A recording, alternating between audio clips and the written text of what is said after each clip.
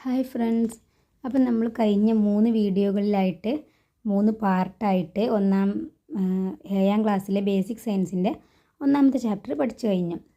ഇനി അതിൻ്റെ ടെക്സ്റ്റുവൽ ആക്ടിവിറ്റീസാണ് നോക്കാൻ പോകുന്നത്. 1ാമത്തെ ക്വസ്റ്റ്യൻ വിലയിരുത്താം എന്ന് പറഞ്ഞിട്ട് അവിടെ കൊടുത്തിട്ടുണ്ട്. അതിൽ 1ാമത്തെ ക്വസ്റ്റ്യൻ ജൈവവളത്തിന് യോജിക്കാത്ത പ്രസ്താവന തിരഞ്ഞെടുക്കുക. അപ്പോൾ 1 വീടുകളിൽ നിർമ്മിക്കാം, 2 കൂടുതൽ അളവിൽ വേണം, 3 മണ്ണിൻ്റെ ഘടനയെ നശിപ്പിക്കുന്നു, പിന്നെ ഡി പറഞ്ഞിട്ട് 4ാമത്തെ നിശ്ചിത ഘടകം മാത്രമായി നൽകാൻ കഴിയില്ല. അപ്പോൾ ഏതാണ് ജൈവവളത്തോട് യോജിക്കാത്ത പ്രസ്താവന? തീർച്ചയായിട്ടും മണ്ണിൻ്റെ ഘടനയെ നശിപ്പിക്കുന്നു എന്നുള്ളത് തന്നെയാണ്. നമുക്കറിയാം ജൈവവളം ഒരിക്കലും എന്ത് ചെയ്യുന്നില്ല, മണ്ണിൻ്റെ ഘടനയെ നശിപ്പിക്കുന്നില്ല. അപ്പോൾ ബാക്കി 3 എന്താണ്, ജൈവവളവുമായി ബന്ധപ്പെട്ട പ്രസ്താവന തന്നെയാണ്. 2ാമത്തെ ക്വസ്റ്റ്യൻ താഴെ തന്നിരിക്കുന്നവ ഉചിതമായ രീതിയിൽ വരച്ച് യോജിപ്പിക്കുക. വളരെ സിമ്പിളാണ്. എപ്പികൾച്ചർ, ക്യൂണിക്കൾച്ചർ, സെറികൾച്ചർ, പിസികൾച്ചർ. അപ്പുറത്ത് മത്സ്യം വളർത്തൽ, പട്ടുനൂൽപ്പുഴു വളർത്തൽ, തേനീച്ച വളർത്തൽ, മുയൽ വളർത്തൽ. അപ്പോൾ 1ാമത്തെ നമുക്കറിയാം എപ്പികൾച്ചർ, തേനീച്ച വളർത്തൽ നമുക്ക് വരച്ചു കൊടുക്കുക. ക്യൂണിക്കൾച്ചർ മുയൽ വളർത്തൽ, സെറികൾച്ചർ പട്ടുനൂൽപ്പുഴു വളർത്തൽ, ദെൻ ഫിസിക്കൾച്ചർ മത്സ്യം വളർത്തൽ. അപ്പോൾ ഇനി അടുത്തത് 3ാമത്തെ ഒരു പിക്ചർ ഇവിടെ കൊടുത്തിട്ടുണ്ട്. പിക്ചർ നിങ്ങൾക്ക് കാണാൻ പറ്റും.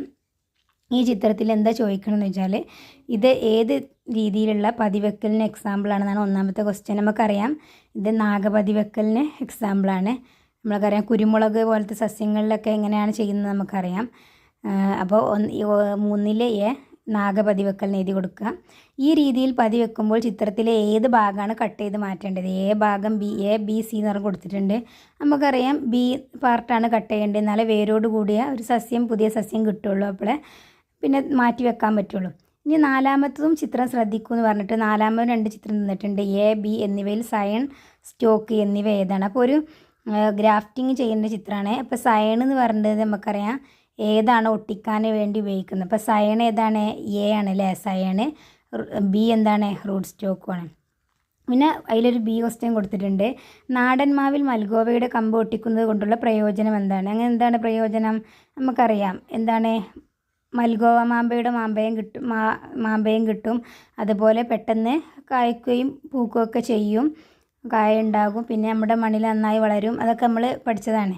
പിന്നെ സി ചോദിച്ചിട്ടുള്ളത് നാടൻ മാവിൻ്റെ കമ്പ് തന്നെ ഒട്ടിച്ചാൽ എന്തെങ്കിലും പ്രയോജനം ഉണ്ടോ എന്നാണ്.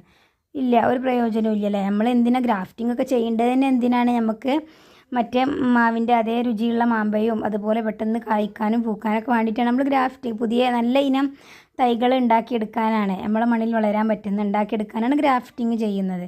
അപ്പോൾ പിന്നെ നാടൻ മാവിൻ്റെ കൊമ്പിൽ തന്നെ അത് ഒട്ടിച്ചിട്ട് ഒരു പ്രയോജനം ഇല്ല എന്നാണ് എൻ്റെ അഭിപ്രായം. പിന്നെ 5ാമത്തെ കീടനിയന്ത്രണത്തിന് സ്വീകരിക്കാവുന്ന വിവിധ മാർഗ്ഗങ്ങൾ പട്ടികപ്പെടുത്തുക.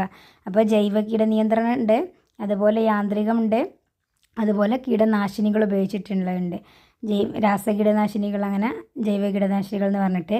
അപ്പോൾ അതിനൊക്കെ ഓരോ എക്സാമ്പിൾ കൊടുക്കുക. അപ്പോൾ ജൈവ കീടനിയന്ത്രണത്തിന് നമുക്കറിയാം ജീവികളെ ഉപയോഗിച്ചിട്ടുള്ളത്, അതായത് തവള, ഓന്ത് അങ്ങനെയുള്ള ജീവികളൊക്കെ നമ്മളെ മിത്രകീടങ്ങളെ ഉപയോഗിച്ച് നമ്മൾ കീടത്തെ നിയന്ത്രിക്കുന്നതാണ്. യാന്ത്രികം എന്ന് പറഞ്ഞാൽ കെണി വെച്ചിട്ട് പിടിക്കുന്നതാണ്. പിന്നെ ജൈവ കീടനാശിനിക്ക് എക്സാമ്പിളാണ് പുകയില കഷായം, വേപ്പെണ്ണ എമൽഷൻ, അതുപോലെ വെളുത്തുള്ളി കാന്താരി മിശ്രിതമൊക്കെ, അതൊക്കെ എഴുതി കൊടുക്കുക. അപ്പോൾ ഇത്രയേ ഉള്ളൂ. ഇനി നമുക്ക് നെക്സ്റ്റ് ക്ലാസ്സിൽ കാണാം. ബൈ.